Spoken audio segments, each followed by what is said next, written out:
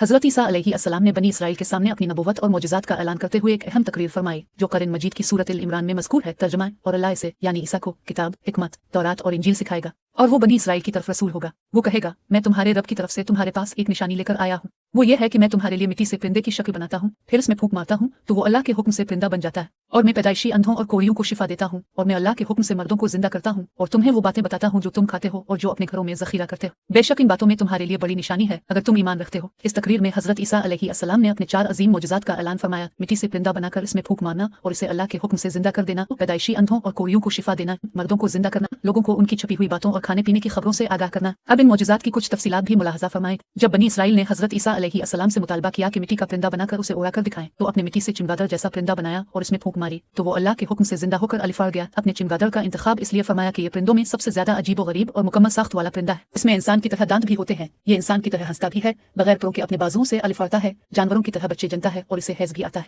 रवायत है कि जब तक बनी इसराइल उन परिंदों को देखते रहते वो अलिफाड़ती रहते और जब उनकी निगाहों से ओझल हो जाते तो फौरन गिरकर मर जाते। इसका मकसद ये था कि अल्लाह के पैदा करदा और बेनूमदाल खुदा के पैदा करदा परिंदे में फर्क और इम्तियाज बाकी रहे। पैदाइशी अंधों और कोढ़ियों को शिफा देना। रवायत है कि एक दिन में हज़रत ईसा अलैहिस्सलाम की दुआ से 50 अंधे और कोढ़ के मरीज शिफायाब हुए, लेकिन इस शर्त पर कि वो ईमान लाएंगे। मर्दों को जिंदा करना। रवायत के मुताबिक हज़रत ईसा अलैहिस्सलाम ने 4 मर्दों को जिंदा फरमाया। आज़र आपके करीबी दोस्त, जब उनकी वफात होने लगी तो उनकी बहन ने आपके पास कासिद भेजा, मगर आप इस वक्त 3 दिन की मुसाफत पर थे। जब आप पहुंचे तो आज़र को दफन किए 3 दिन गुजर चुके थे। आपने उनकी कब्र पर जाकर उन्हें पुकारा तो वो जिंदा होकर कब्र से निकल आए और कई बरस जिंदा रहे, यहाँ तक कि उनकी औलाद भी हुई। 2 एक बुढ़िया का बेटा। जब लोग इसका जनाजा ले जा रहे थे तो हज़रत ईसा अलैहिस्सलाम वहां से गुजरे। आपकी दुआ से वो नौजवान जिंदा होकर उठ बैठा, कफन उतारा और अपनी चारपाई खुद उठाकर घर ले गया। वो भी मुद्दतों जिंदा रहा और उसकी नस्ल भी हुई। चुंगी लेने वाले की बेटी, एक टैक्स जमा करने वाले की बेटी फौत हो गई थी। आपकी दुआ से एक दिन बाद वो जिंदा हो गई और लंबे अरसे तक जिंदा रही, यहाँ तक कि इसकी कई औलादें हुई। जब ऊपर के तीनों मर्दों को जिंदा करने पर बनी इसराइल के फासिक लोगों ने यह एतराज किया कि वो दरअसल मेरे नहीं थे बल्कि बेहोश थे, तो हज़रत ईसा अलैहिस्सलाम ने फरमाया कि तुम मुझे किसी पुराने मुर्दे की कब्र पर ले चलूं,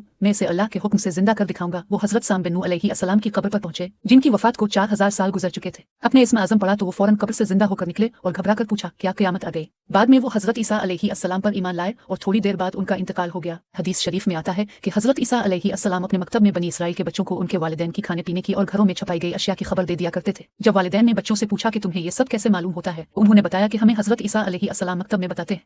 ये सुनकर वालिदैन ने अपने बच्चों को मकतब भेजना बंद कर दिया और हज़रत ईसा अलैहिस्सलाम को जादूगर कहना शुरू कर दिया। एक मौके पर जब आप बच्चों की तलाश में बस्ती में दाखिल हुए तो बनी इसराइल ने बच्चों को एक घर में छुपा दिया। जब आपने पूछा कि इस घर में कौन है तो उन्होंने गुस्ताखी से जवाब दिया, इसमें सूअर बंद है। तो आपने फरमाया, बस सूअर ही होंगे। चुनांचे जब लोगों ने घर का दरवाजा खोला तो इसमें वाकई सूअर निकले। ये वाकया बनी इसराइल में मशहूर हो गया और उन्होंने गुस्से में आकर आपको कत्ल करने का मंसूबा बनाया। ये देखकर हज़रत मरियम रज़ियल्लाहु अन्हा हज़रत ईसा अलैहिस्सलाम को साथ लेकर मिस्र की तरफ हिजरत कर गई और यूं अल्लाह ताला ने अपने नबी को फासिकों के शर से महफूज फरमाया।